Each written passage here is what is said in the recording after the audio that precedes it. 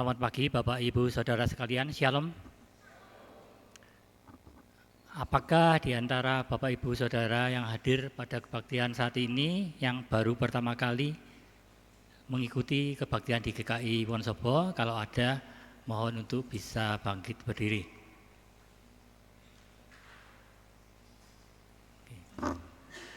Sebelum kebaktian dimulai, kita akan mendengarkan warta lisan pada Minggu 23 November 2025. Kebaktian hari ini di GKI Wonosobo dilayani oleh Penatua Medarman Sebuah.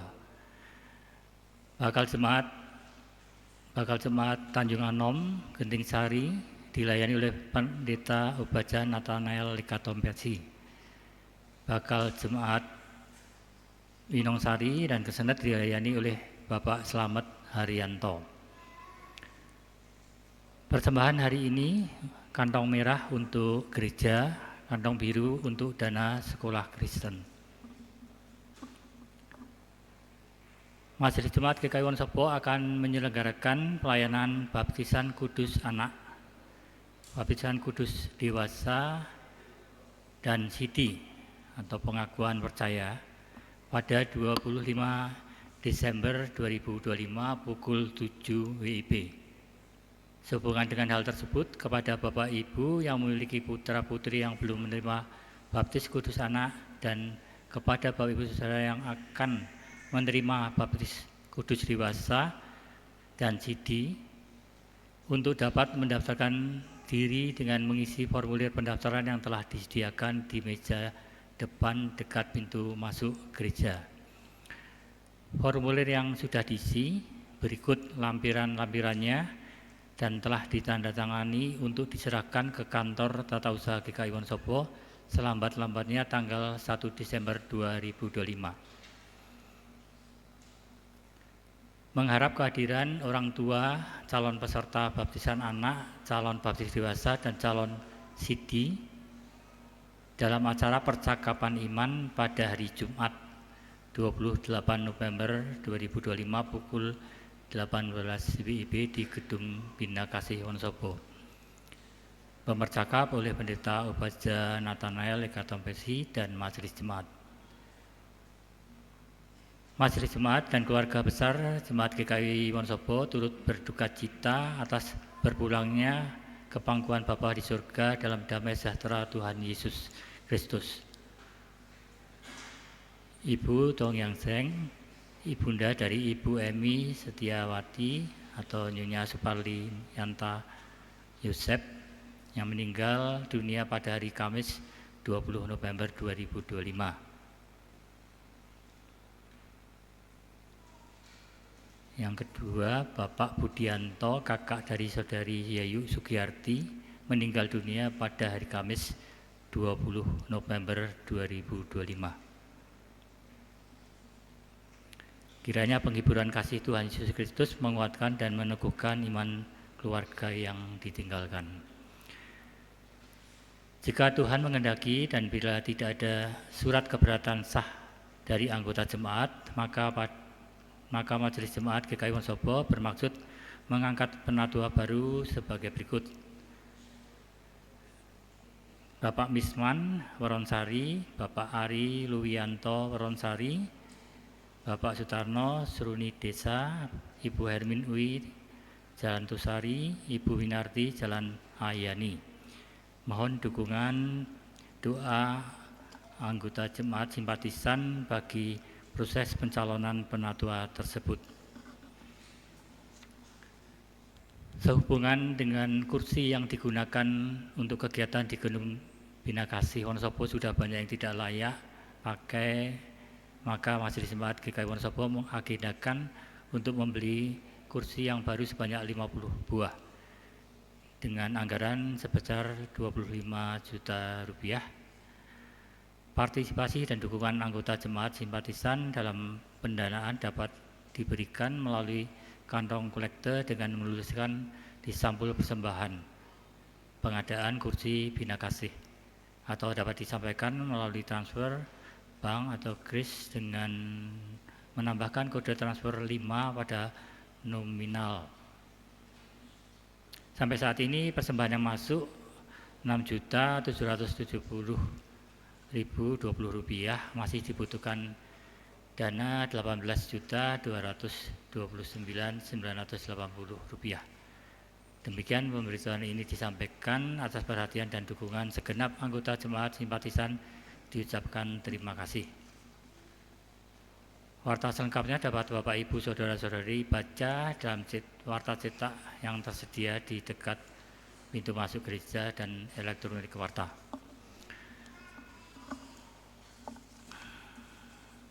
Demikian warta lisan yang telah kita dengarkan. Mari saudara sekalian yang dikasihi Tuhan Yesus Kristus, bersyukur kepada Tuhan Yesus Kristus kita dapat beribadah bersama pada hari Minggu Kristus Raja ini. Dan mengawali ibadah ini, mari kita berdiri, mengangkat hati pada Tuhan dengan menyanyi dari Kidung Jemaat 3 bait 1 dan 3.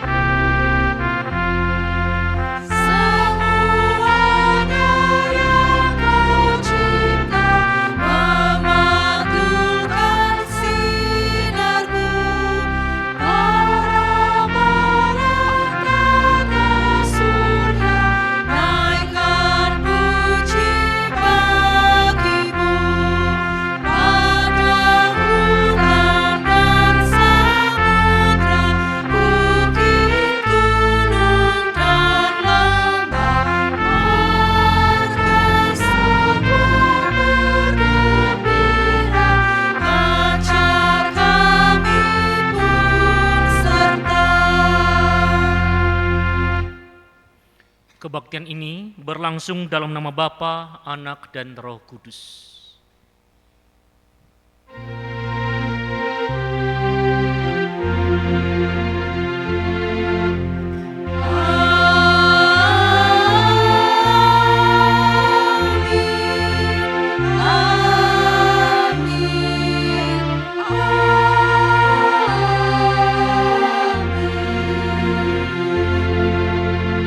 Kasih karunia dan damai sejahtera dari Allah Bapa kita dan dari Tuhan Yesus Kristus menyertai saudara sekalian.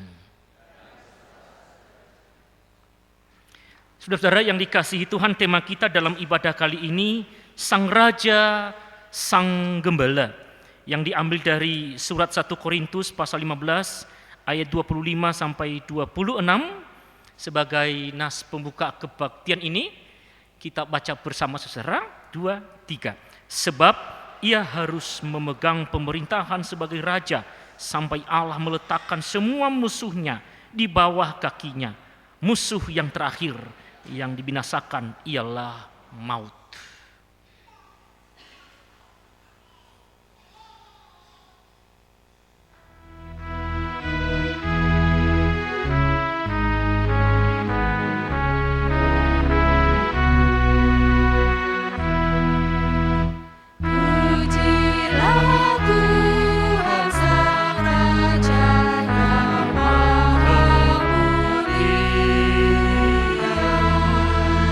Segera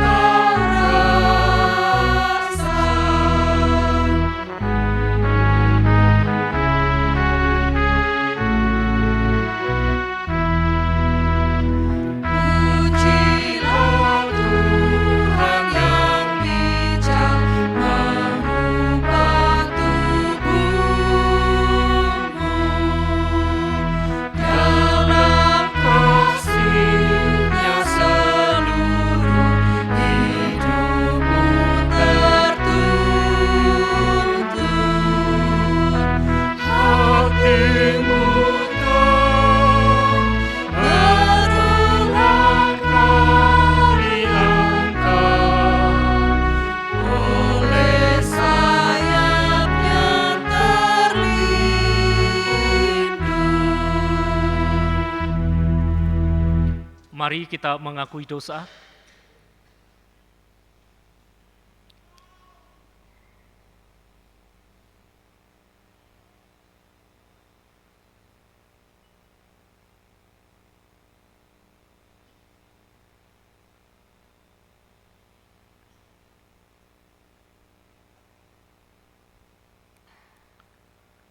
Engkau Sang Maha Tahu, sanggup menyelidiki kedalaman hati kami.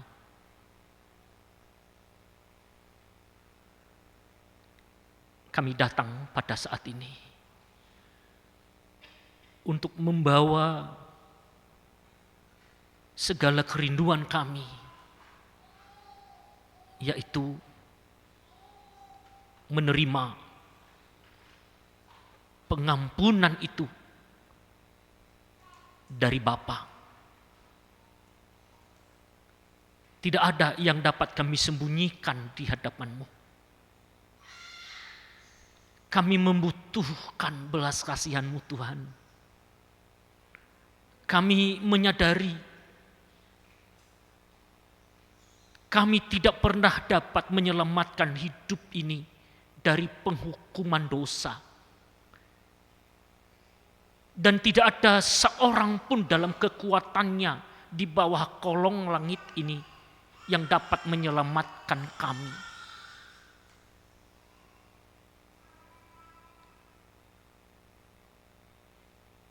Kami tahu, bukannya kurang tajam pendengaran-Mu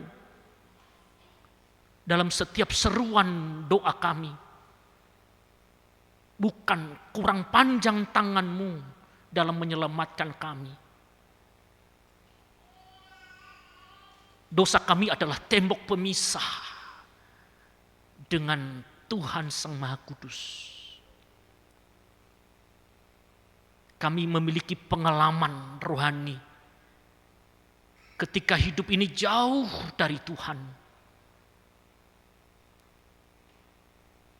Keadaan tampaknya baik di sekitar kami. Hati kami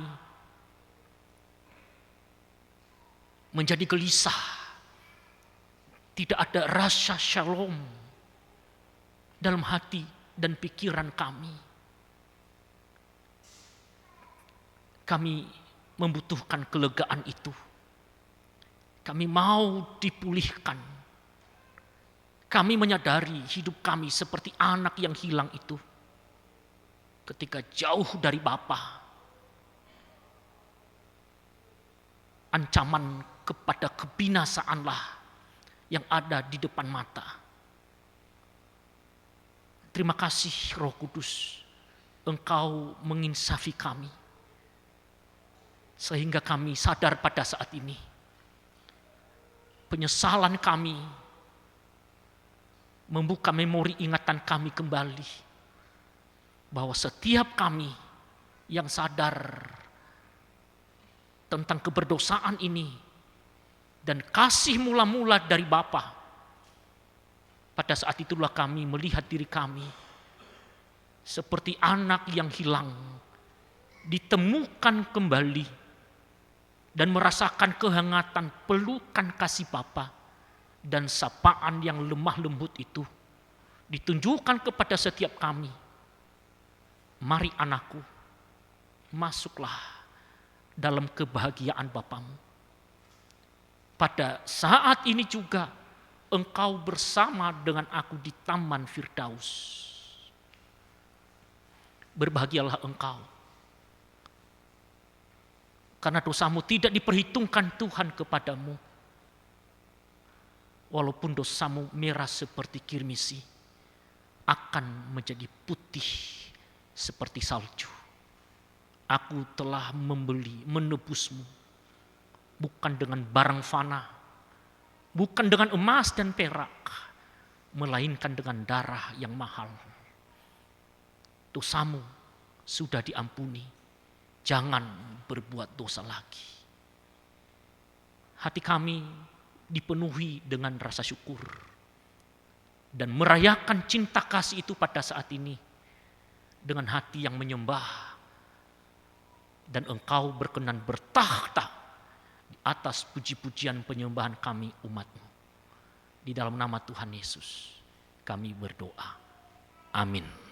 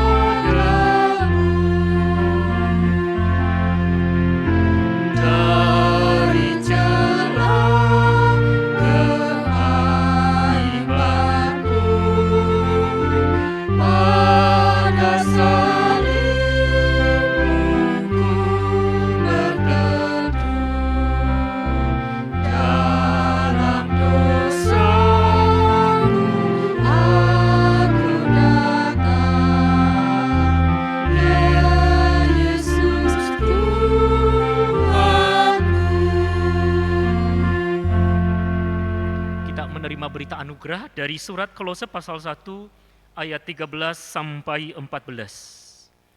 Ia telah melepaskan kita dari kuasa kegelapan dan memindahkan kita ke dalam kerajaan anaknya yang terkasih. Di dalam Dia kita beroleh penebusan, yaitu pengampunan dosa. Demikianlah berita anugerah dari Tuhan. Kita memberikan salam damai kepada sesama kita.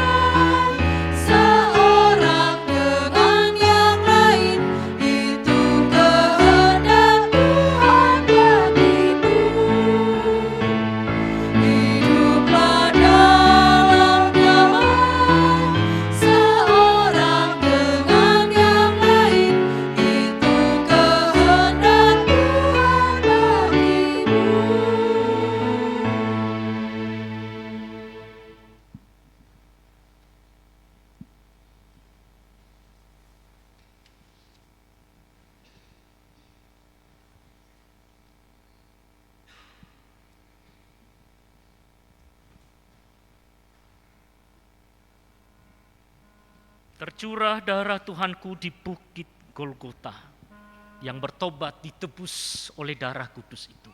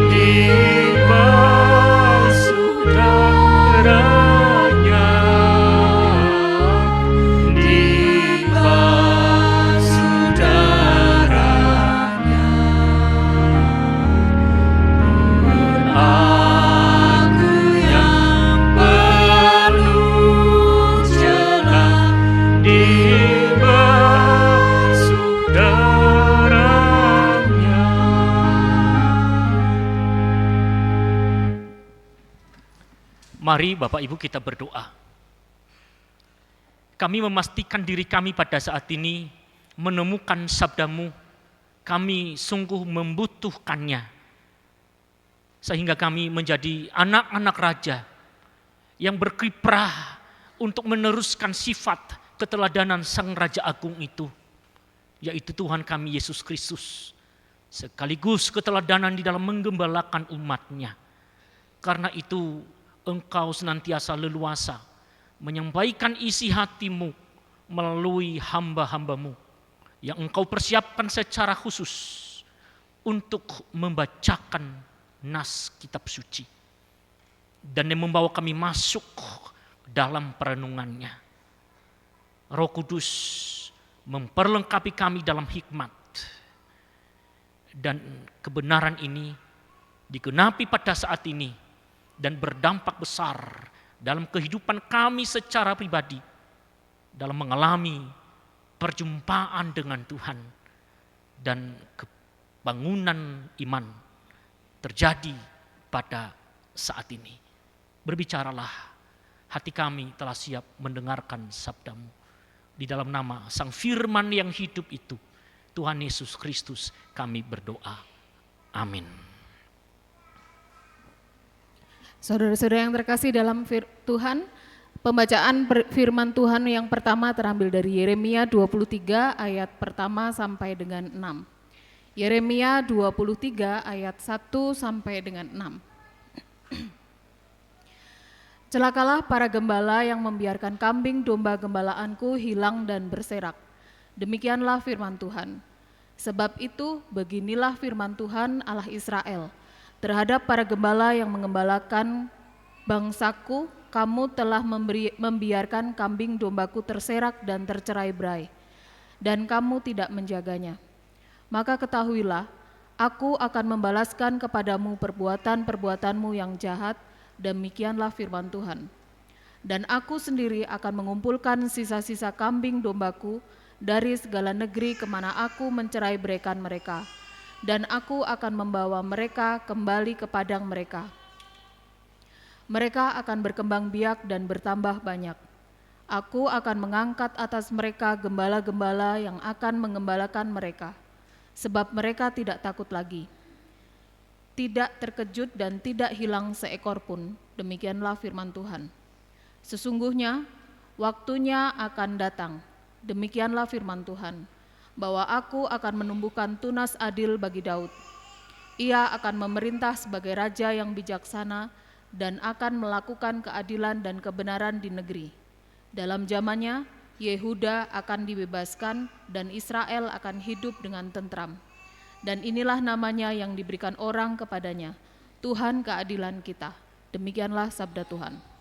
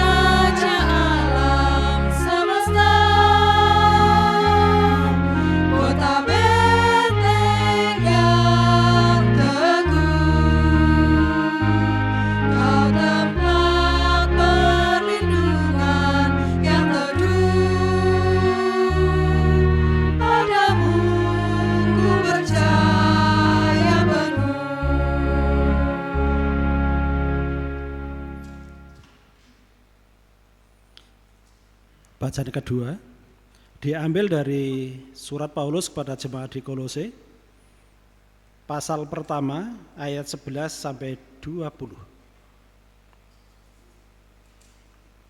Kolose pasal pertama ayat yang ke-11 sampai yang ke-20. Demikian firman Tuhan.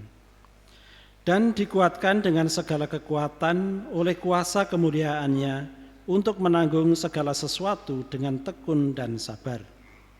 Dan mengucap syukur dengan sukacita kepada Bapa yang melayakkan kamu untuk mendapat bagian dalam apa yang ditentukan untuk orang-orang kudus di dalam kerajaan terang. Ia telah melepaskan kita dari kuasa kegelapan dan memindahkan kita ke dalam kerajaan Anak-Nya yang kekasih. Di dalam Dia kita memiliki penebusan kita, yaitu pengampunan dosa. Ia adalah gambar Allah yang tidak kelihatan, yang sulung, lebih utama dari segala yang diciptakan.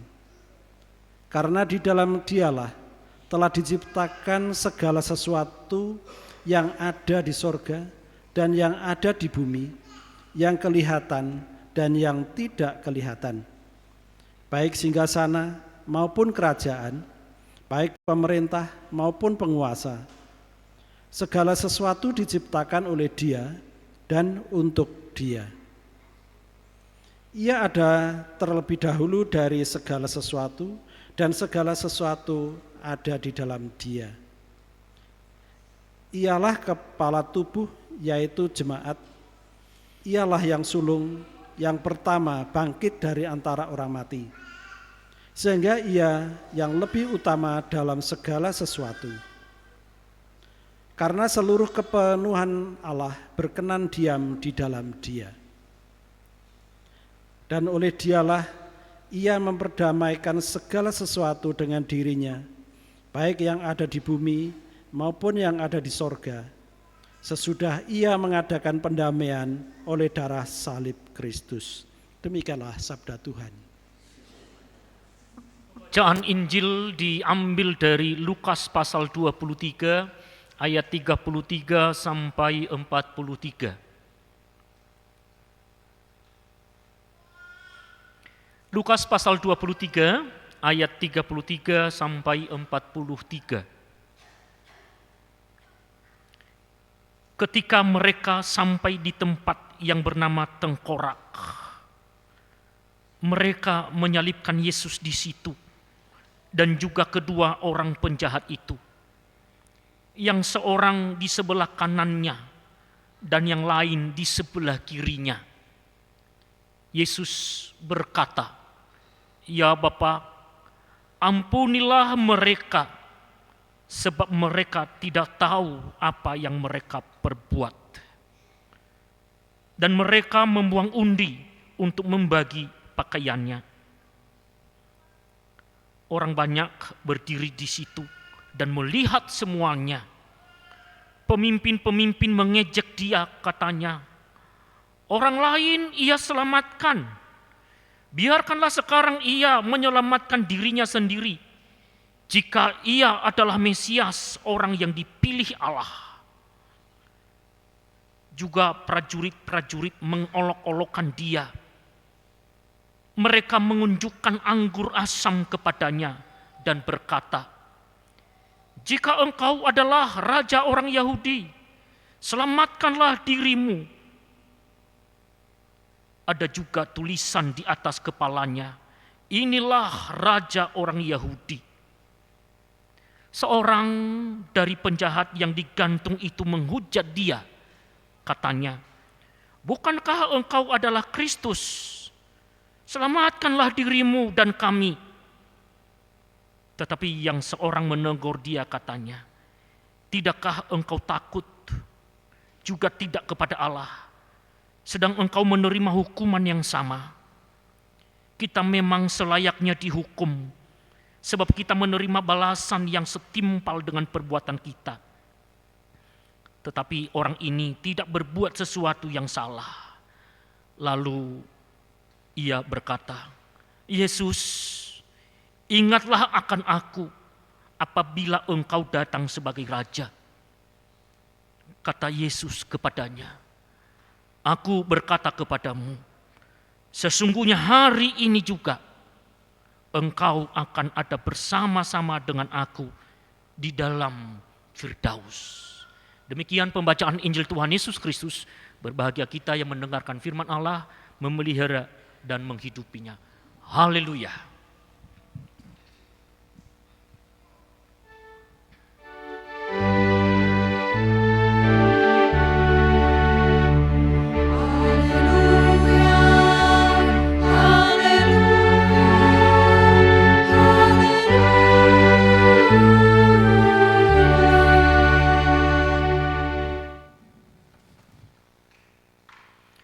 Saudara-saudara, hari ini dirayakan sebagai Hari Kristus Raja. Hari raya ini jatuh pada hari Minggu terakhir dalam tahun liturgi dan menutup rangkaian liturgi sebelum memasuki masa Advent. Menegaskan bahwa Yesus Kristus adalah Raja atas segala raja. Tidak hanya bagi orang-orang yang percaya, tapi bagi seluruh dunia. Dia raja dalam segala sesuatu karena ia yang menciptakan langit dan bumi serta segala isinya dan termasuk segala kerajaan-kerajaan yang berada di bawah kolong langit ini. Saudara, ada sebuah tradisi di dalam peringatan Hari Raya Kristus Raja ini di daerah Sumatera, gereja-gereja yang bertradisi Protestan, secara khusus di Nias itu, mereka memaknai Hari Raya Kristus Raja ini dalam makna mengenang jasa para keluarga-keluarga yang sudah lebih dulu dipanggil oleh Tuhan. Lalu perayaan itu diwujud nyatakan dalam bentuk apa? Membersihkan kuburan, begitu ya. Ya, jadi kalau di Wonosobo yang saya tahu, pembersihan kuburan bukan setahun sekali, tapi setiap Jumat Kliwon, begitu ya.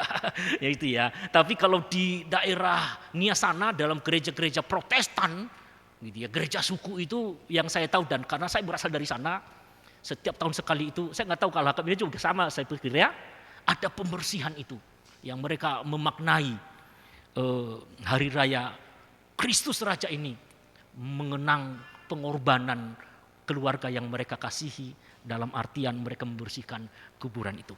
Yang menarik saudaraku, tema kita pada hari ini Sang Raja, Sang Gembala.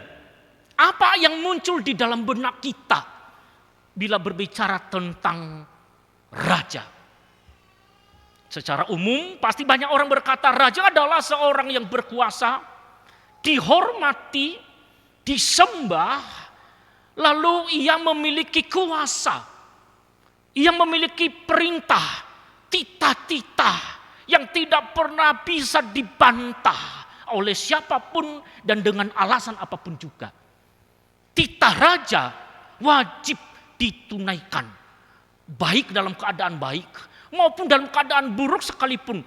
Titah raja wajib hukumnya untuk ditaati. Saudara, kebenaran ketaatan terhadap titah raja terkonfirmasi pada tahun 2010 yang lampau ketika peristiwa erupsi Gunung Merapi meledak keras, banyak korban jiwa. Pemerintah memberikan pesan supaya seluruh warga yang berada di sekitar itu harus turun gunung, menjauh dari jarak yang ditentukan. Namun ada satu yang viral pada saat itu selain letusan Gunung Merapi. Siapa dia? Juru kunci, yaitu almarhum Mbah Marijan, saudara. Tidak mau turun gunung dengan alasan apa? Ini sangat viral dan menarik sebenarnya. Dia mengatakan apa? Saya harus menaati titah raja, tugas dari Sultan Hamengkubuwono ke-9 itu.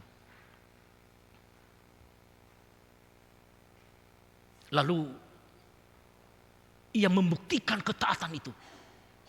Semua orang lain turun dalam puncaknya peristiwa Gunung Merapi, sosok almarhum Mbah Marijan yang juga viral ketika itu tidak pernah keluar dari rumahnya.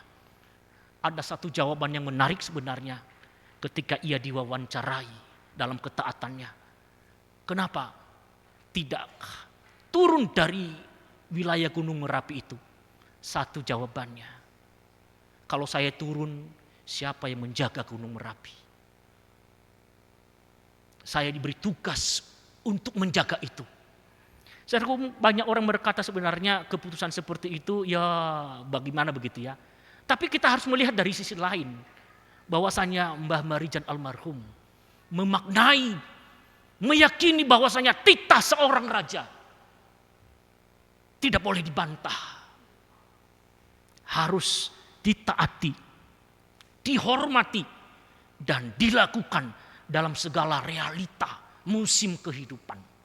Tidak ada alasan untuk menolak perintah dari seorang raja.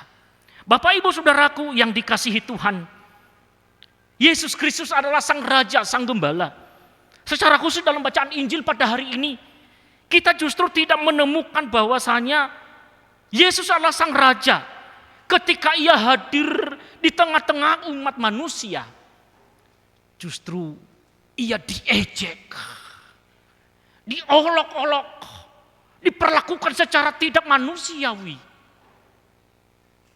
Kebalikan daripada raja di dunia ini. Menariknya saudara-saudara, dalam keadaan seperti itu, ia tidak pernah kecewa. Ia tidak pernah menyerukan supaya banyak orang menyembah dia. Ia harus masuk ke sana dalam segala realita. Pada puncaknya, dia menunjukkan gitu ya, satu realita yang justru bertentangan dengan kerajaan dunia. Apa itu? Peristiwa Mahkota Duri. Ia kenakan itu. Lalu tidak hanya itu saudara. Yang paling menyakitkan adalah peristiwa orang-orang yang tadinya dekat dengan dia. Orang-orang yang tadinya menyanjung dia, mengeluh-elukan dia, berbalik 180 derajat menyerukan penyaliban itu. Saudara, Tuhan Yesus harus menerima realita itu. Dan inilah tragedi kemanusiaan yang tercatat di seluruh dunia. Bagaimana seseorang yang memikul salib lalu digebukin dengan luar biasa, dipukul dan dianiaya. Dan ia tidak pernah menghindar di situ. Ia memilih taat untuk melakukan jalan salib ini. Saudara, mungkin kita bertanya dalam hati, kok raja seperti itu? Dan itu terkonfirmasi bagi dua orang penjahat yang disalibkan bersama dengan dia tadi. Saudaraku, dia ditantang dengan peristiwa, dengan kalimat yang sinis sebenarnya. Apa kalimatnya? Bila engkau raja, gitu, selamatkan dirimu. Bila engkau adalah Mesias yang dipilih oleh Allah, turunlah dari salib itu. Saudaraku, Yesus tidak pernah melawan arus. Dia menunjukkan bahwasanya ia adalah raja, tidak berasal dari dunia. Ia adalah raja yang memerintah dengan cinta kasih, bukan dengan tangan besi. Lalu apa jawabannya bagi mereka yang bertobat itu? Ada satu kalimat yang menarik di situ. Dia mengatakan apa? Pada saat ini juga engkau bersama dengan aku di Taman Firdaus. Bapak Ibu, yang jauh lebih menarik sebenarnya adalah peristiwa ketika Tuhan Yesus itu ditangkap lalu diadili di hadapan sidang Pontius Pilatus. Terkonfirmasi di sini sebenarnya bahwasanya Raja Agung itu, raja di atas segala raja itu memerintah dengan cinta kasih. Kehadirannya untuk melayani, bukan untuk dilayani. Itu terkonfirmasi ketika ia ditanya oleh Pilatus, apakah engkau raja orang Yahudi? Apa jawabannya saudara? Engkau sendiri yang mengatakannya. Bapak Ibu, saya cuma merenungkannya. Bayangkan kalau Bapak Ibu dan saya berada di dalam posisinya Tuhan Yesus. Lalu sedang diperhadapkan dengan sidang pengadilan oleh Pilatus. lalu menunjukkan pertanyaan yang sama dengan kita. Apa yang menjadi coba kemungkinan jawaban-jawaban kita? Saya itu merenung, Tuhan, seandainya saya berada dalam posisi itu, apakah Engkau raja orang Yahudi? Paling tidak itu ada dua kemungkinan jawaban saya. Jawaban pertama apa? Apakah Engkau raja orang Yahudi? Apa jawaban pertama, Ibu? Sudah tahu, masih nanya. Tapi Tuhan Yesus bilang apa? Engkau sendiri yang mengatakannya. Kemungkinan yang kedua, apakah engkau raja orang Yahudi? Kemungkinan yang kedua apa? Kalau iya, emangnya kenapa? Gitu ya. Tapi Yesus tidak merespon dengan itu. Engkau sendiri yang mengatakannya. Lalu puncaknya sebenarnya ada satu pesan yang menarik, saudaraku, ketika ia tergantung di kayu salib itu. Apa pesannya? Ya Bapa, ampunilah mereka, sebab mereka tidak tahu apa yang mereka berbuat. Siapa kata mereka di sini yang diampuni itu? Sangat jelas dalam bacaan kita pada saat ini. Para pemimpin-pemimpin ketika itu. Tidak hanya pemimpin biasa, para pemimpin agama, para prajurit, bahkan termasuk para pengikutnya, murid-muridnya yang melarikan diri ketika ia ditangkap. Yesus berdoa bagi mereka, ya Bapa, ampunilah mereka sebab mereka tidak tahu apa yang mereka berbuat. Bapak Ibu Bapak Ibu mendoakan orang-orang yang pernah menyakiti Bapak Ibu? Sama seperti Tuhan Yesus. Aku tidak bisa menahan lagi. Sudah 3 kali saya ampuni. Sungguh menyakitkan. Dan peristiwa yang berulang-ulang. Sungguh saya harus berdoa. Bagus ya Bapak Ibu ya kalau ada orang seperti itu ya. Tapi pertanyaannya apakah cara berdoanya seperti Tuhan Yesus? Ya Bapa, ampunilah mereka sebab mereka tidak tahu apa yang mereka berbuat. Pak Medar, saya pernah kok mendoakan orang yang menyakiti saya. Saya pernah kok mendoakan orang yang mengecewakan saya. Coba ditanyakan, kalau Bapak Ibu mendoakan orang yang mengecewakan kita, kalimatnya seperti apa? Ya Tuhan, aku tidak mau cerita lagi bagaimana rasa yang aku alami pada saat ini. Tapi yang aku tahu ya Tuhan, Engkau itu tidak tinggal diam. Engkau pasti membalas setimpal dengan apa Bapak Ibu? Dengan perbuatannya. Karena itu biarlah orangnya besok gagal kalau musim panen. Kalau bepergian keluar kota mengalami kecelakaan.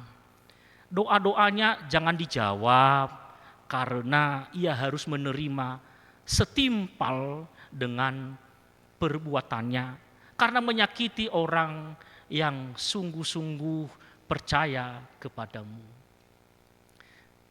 Tidak pernah ada orang yang berdoa seperti itu ya. Seserah dalam lagu sekolah minggu itu mengatakan begini. Aku anak raja, engkau anak raja. Terus apa lagi? Kita semua anak raja. Kebenaran itu tadi dikonfirmasi oleh bacaan yang kedua. Dia mengatakan apa di sana?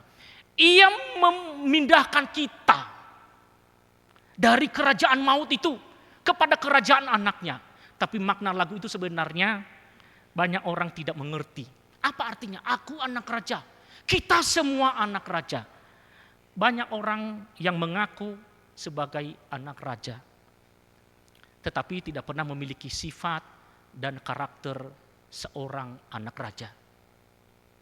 Terkonfirmasi di mana? Ya ketika kita berinteraksi dengan orang-orang yang barangkali berbeda pendapat dengan kita. Bagaimana sikap kita ketika kita berjumpa dengan orang-orang yang mungkin selalu tampil sebagai batu sandungan bagi sesamanya. Tetapi anak-anak raja tentu saja meneruskan keteladanan sang raja itu. Yang telah mengangkat kita menjadi anaknya. Yang mengatakan apa tadi? Aku datang. Bukan untuk dilayani. Melainkan untuk melayani. Tapi sayangnya saudara, Banyak anak-anak raja justru hanya maunya dilayani. Banyak orang yang ngakunya sebagai anak raja, tapi pengennya setiap hari hanya mau dipedulikan, tapi tidak pernah peduli dengan sesamanya. Yesus datang dengan cinta kasih, dengan pengorbanan, melayani, bukan memerintah dengan tangan besi. Ia hadir, bergerak dan masuk dalam seluruh aspek kehidupan masyarakat. Tidak hanya kepada kelompok tertentu, tapi ia turun dari singgasana. Saudaraku, menarik. Bahkan ketika ia menyelamatkan umatnya, yang dikorbankan itu bukan orang-orang yang berada di sekitarnya, tetapi ia mengorbankan dirinya sendiri. Saya bisa membayangkan itu, dan Bapak Ibu sependapat dengan saya. Mungkin kerajaan dunia itu seperti sebuah permainan catur. Begitu ya. Permainan catur itu seseorang dinyatakan kalah dalam sebuah permainan bila rajanya itu skak, mati. Pertanyaannya adalah, sebelum raja itu ditembak skak, yang menjadi korban siapa, saudara? Pion. Benar ya? Dihancurkan dulu pionnya. Prajurit-prajuritnya mati. Yang terakhir mati ya dia. Begitu ya. Secara berlapis-lapis terlebih dahulu mati. Banyak korban untuk meraih kekuasaan itu. Tapi Yesus, ketika ia menyelamatkan kita, yang dikorbankan itu adalah dirinya sendiri. Saudaraku, seseorang mahasiswa teologi dalam pembahasan sebuah doktrin tentang penebusan, ia bertanya kepada dosennya dan berkata, "Pak dosen, kenapa Yesus itu mati di kayu salib? Apakah karena kehabisan darah? Apakah karena dehidrasi?" Saudaraku, dosen itu tidak menjawab itu dengan tergesa-gesa. Lalu pertanyaan itu dilemparkan kepada mahasiswa yang lain. Coba mahasiswa yang lain dijawab pertanyaan itu. Saudaraku, jawabannya itu hampir sama dengan kebanyakan orang. Kenapa Yesus mati di kayu salib? Mahasiswa yang lain menjawab, Yesus mati untuk menebus dosa manusia. Dosanya bilang apa, saudara? Itu salah. Cara menjawab mahasiswa teologi nggak seperti itu. Itu mah jawabannya orang Kristen. Lalu mahasiswa yang lain lagi menjawab, kenapa Yesus mati di kayu salib? Yang untuk menyelamatkan umat manusia. Dosennya jawab lagi, salah. Itu jawabannya orang Kristen pada umumnya. Saudaraku, ada satu perenungan yang dalam di sini, dan kita mengalami kebingungan. Dan dia mengatakan apa? Kalau engkau menjawab sebuah pertanyaan teologis, harus berdasarkan fakta Alkitab. Kenapa Yesus mati di kayu salib? Jawabannya apa? Karena ia sendiri menyerahkan nyawanya kepada Bapa. Ya Bapa, ke dalam tanganmu kuserahkan nyawaku. Saudaraku, ketika Yesus menerima tantangan ini, selamatkan dirimu bila engkau adalah Mesias. Dalam pemahaman saya, Yesus pasti sanggup melepaskan dirinya dari paku salib itu. Karena dia maha kuasa. Kenapa tidak, saudara? Kita melihat kuasa itu sudah dinyatakan dan disaksikan oleh ribuan orang. 4 hari Lazarus sudah dikubur. Sudah bau. Yesus menyampaikan kalimat yang sederhana. Dia mengatakan apa? Lazarus, bangunlah. Yang dikubur 4 hari bisa bangkit. Lumpuh 40 tahun lamanya bisa berjalan. Yang buta bisa melihat. Tapi kenapa harus taat sampai mati di kayu salib? Satu-satunya cara dalam menyelamatkan umat manusia ini harus melalui jalan salib. Karena upah dosa itu adalah maut. Saudara, Yesus adalah sang raja. Dan sekaligus juga sebagai gembala bagi kita. Apa artinya? Memberikan satu pesan bagi kita sebenarnya. Bahwasanya Yesus tidak hanya memerintah dari jauh. Begitu ya. Tetapi ia hadir di tengah-tengah umatnya. Tidak seperti para para pemimpin-pemimpin di dalam bacaan pertama pada hari ini dalam kitab Yeremia. Ketika ada masalah, ketika ada musibah, ketika ada satu pergumulan para domba-dombanya, para pemimpin itu meninggalkan domba-dombanya. Dan mereka akhirnya tersesat dan tercerai-beraikan. Kenapa demikian? Karena mereka tidak memiliki ikatan emosional dengan domba-dombanya. Tapi Yesus, dia adalah gambar Allah tadi. Yang tadinya tidak kelihatan. Dia adalah Allah yang jauh. Tapi kini ia menjadi dekat dengan manusia.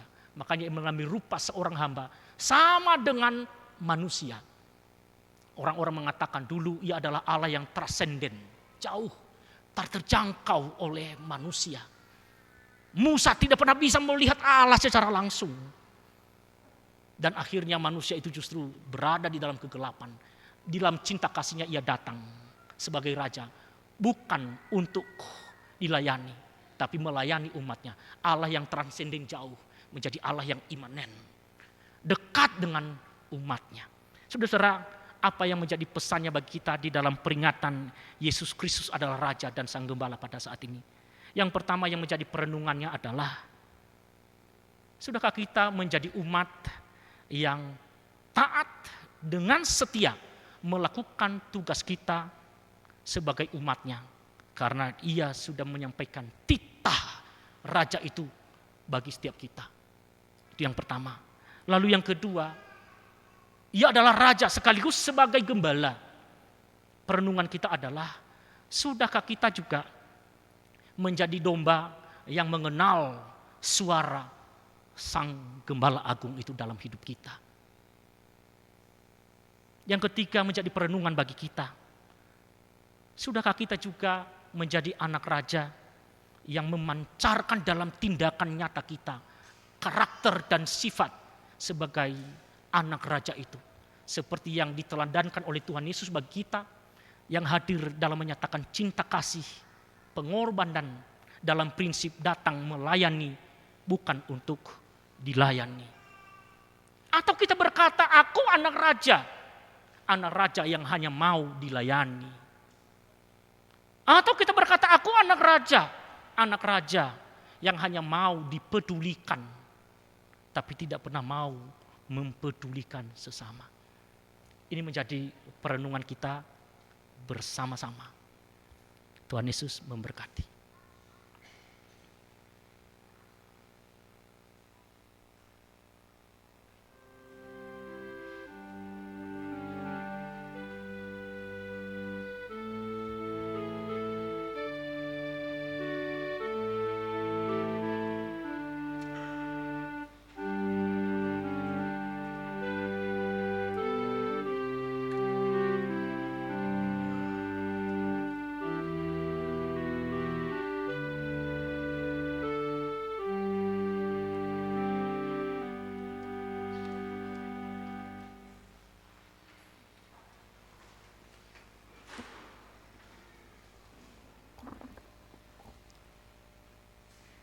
Marilah kita bersama dengan umat Allah di masa lalu, masa kini dan masa depan, mengingat pengakuan iman kita menurut pengakuan iman rasuli.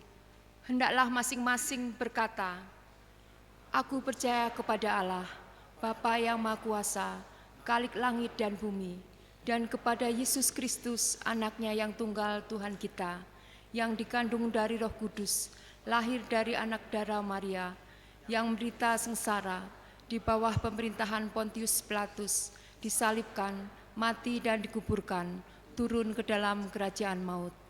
Pada hari yang ketiga, bangkit pula dari antara orang mati, naik ke surga, duduk di sebelah kanan Allah, Bapa yang Maha Kuasa, dan dari sana ia akan datang untuk menghakimi orang yang hidup dan yang mati. Aku percaya kepada Roh Kudus, gereja yang kudus dan am, persekutuan orang kudus, pengampunan dosa, kebangkitan orang mati, dan hidup yang kekal. Amin.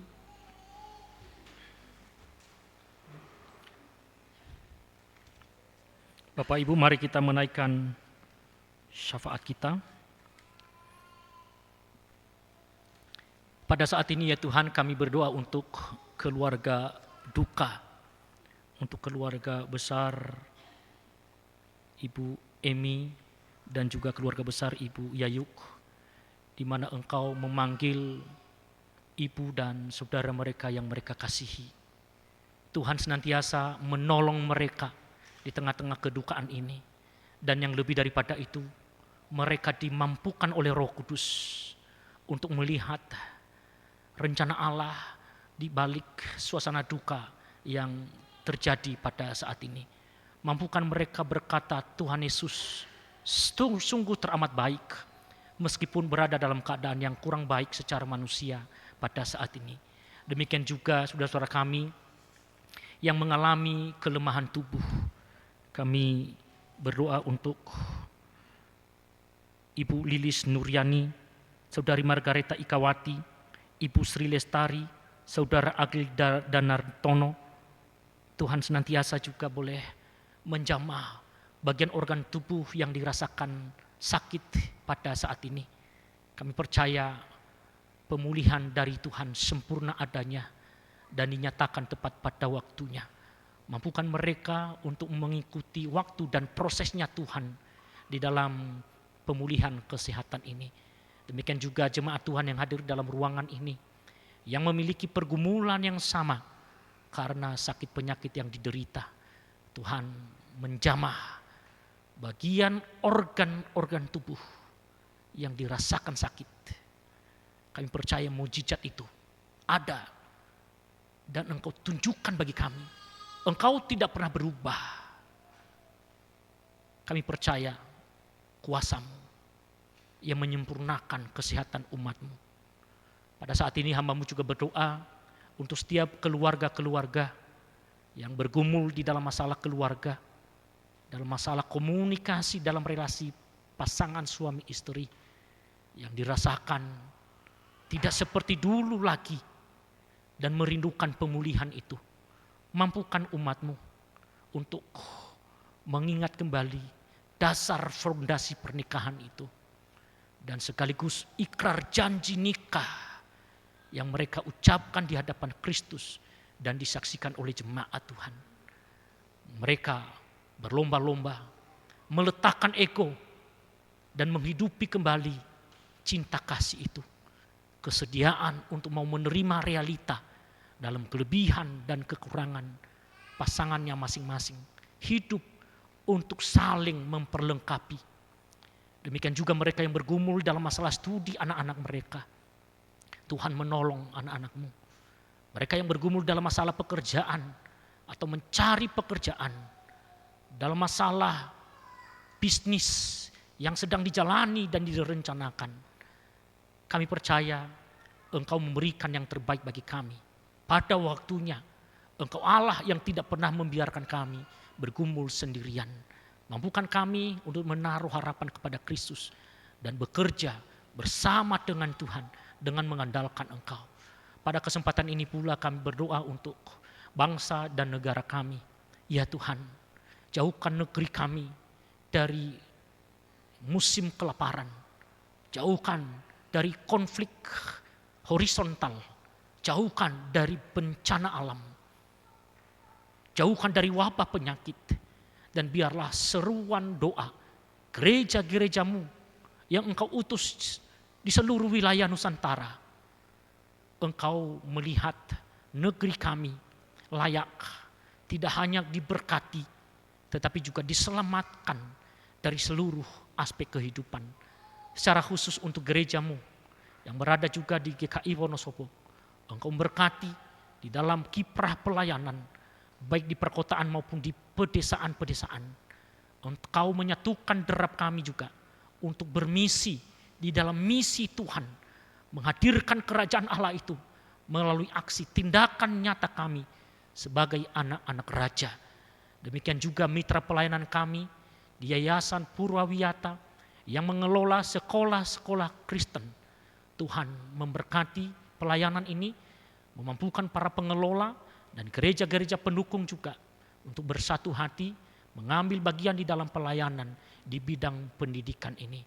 Demikian juga berdoa untuk segenap para majelis jemaat, para penatua, para pendeta yang melayan secara khusus GKI Wonosobo, para pengurus komisi-komisi badan pelayanan, anak-anak Tuhan yang menyatakan komitmen tinggi dan kesungguhan untuk mengambil bagian di dalam pelayanan kebaktian dan pelayanan-pelayanan kategorial. Engkau memperlengkapi kami dengan karunia talenta-talenta yang baru yang kami gunakan untuk pembangunan spiritualitas jemaat-Mu dan untuk kemuliaan nama Tuhan. Terima kasih, banyak hal yang kami minta dalam syafaat kami.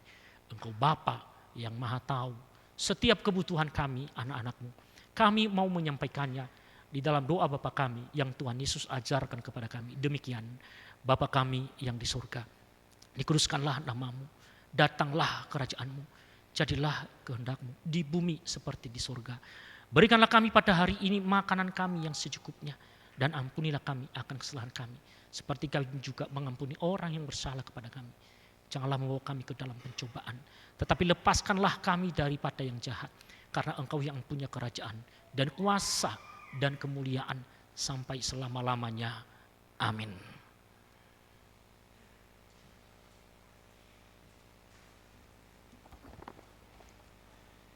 Ibu, Bapak, Saudara yang terkasih, saat ini kita diberi kesempatan mengungkapkan rasa syukur kepada Tuhan melalui persembahan. Adapun persembahan dapat dikumpulkan melalui kantong persembahan yang diedarkan. Selain itu juga dapat memberikan persembahan melalui transfer atau scan QR Code yang tersedia di bangku gereja. Adapun nas pengantar persembahan diambil dari Mazmur 96 ayat yang ke-8. Berilah kepada Tuhan kemuliaan namanya, bawalah persembahan dan masuklah ke pelatarannya. Kita iringi persembahan dengan menyanyikan KJ 288, bait pertama dan kedua, bait ketiga setelah kantong selesai diedarkan.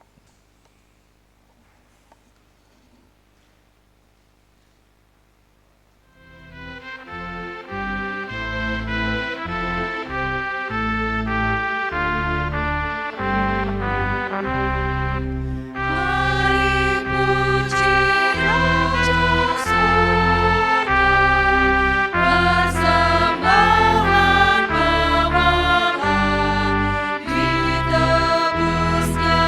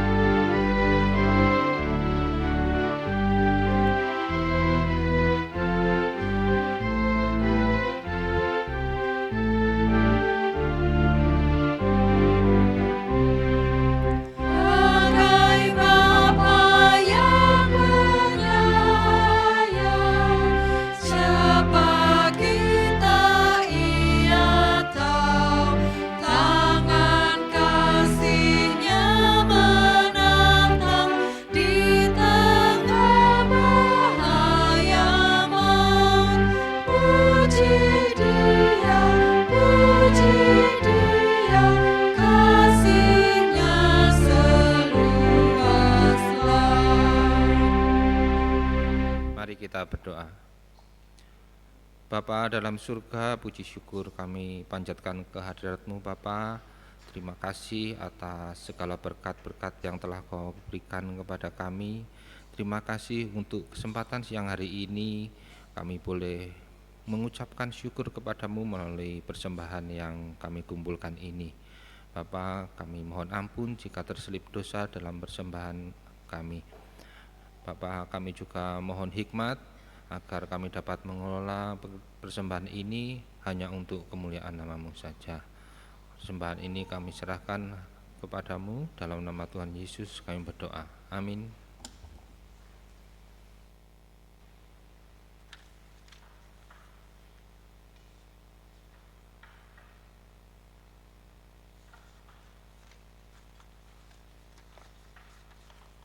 Tuhan, Kau gembala kami, tuntun kami domba-Mu.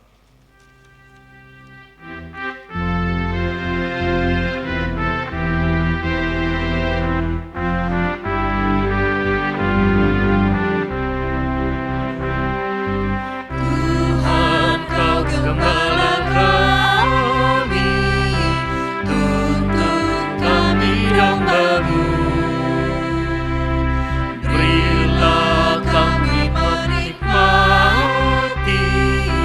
hikmat pengorbanan-Mu.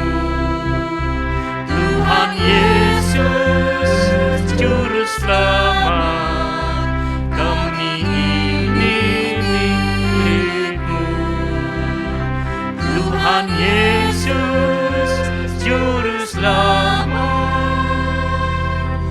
kami ini milik-Mu.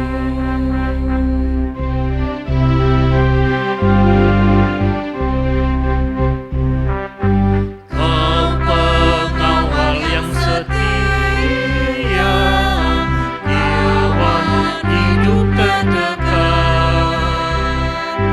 Jauhkan kami dari dosa, panggil pulang yang sesat.